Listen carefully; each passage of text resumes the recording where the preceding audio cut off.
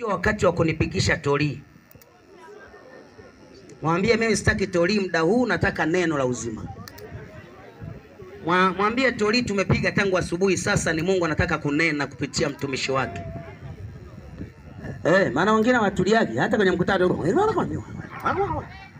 Hata usingizi akilala yanakuwa yeye.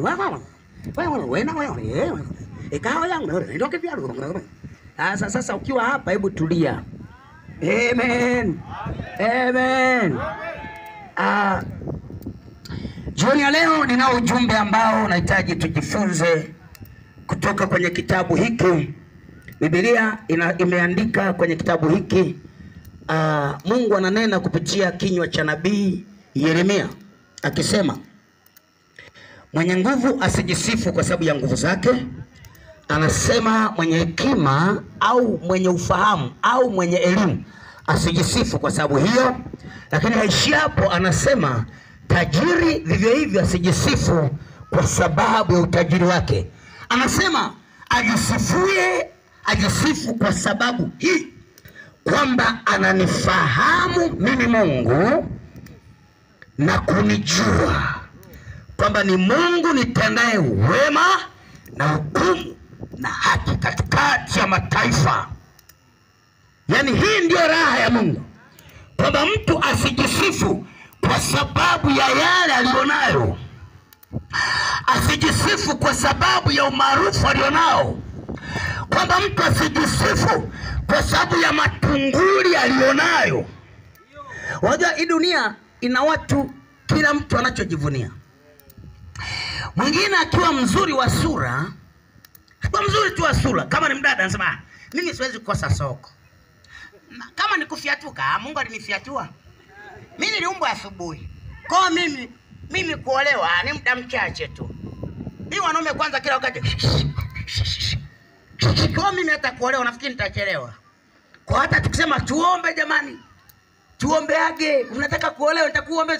Mimi watanioa tu. Mimi kama ni mzuri ndio hivi. Akijiangalia kwenye kioo, anaona nyusi zake zimekaa sawa. Akaona pua yake imechongoka fulani hivi. Akiona kipulilo kimekaa sasa. Mimi kuomba wanaombaga ambao hana soko.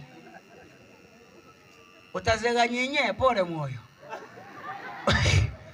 Sikia nikwambie. Sasa anapojivunia kwamba mimi ni mzuri wa sura, sina haja ya kuomba, anaanza kucheka na wenzake, anaanza kudharau na wengine, kuonyesha yeye ni beautiful.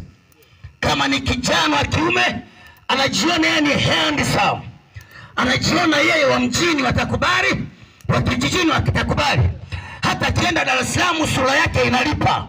Anajiona hana haja ya kuomba kupata mume au mke mwema. Sikia, wengi ni kwa kujivunia sura zao nzuri, na shetani hizo sura zao nzuri ameenda kuharibia, amejaza mapepo na majini. Ndio maana kuona maraya wengi mjini, hakuna mwenye sura iliyopinda, ni hao ambao walisema na sura nzuri wanafanya umaraya. Shetani mbuzo anatafuta wanaume warefu, ni wake wafupi wake, wanene, wembamba, weusi, weupe, wa pinki, wa bruni, wake wote. Sasa heshima inapotea.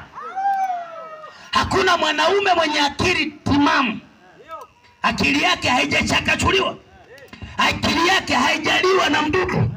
Hakuna mwanaume ambaye akili yake nzima, sio mgonjwa wala haijafa, anayeenda kuoa mwanamke ambaye wanasema huyu ni malaya.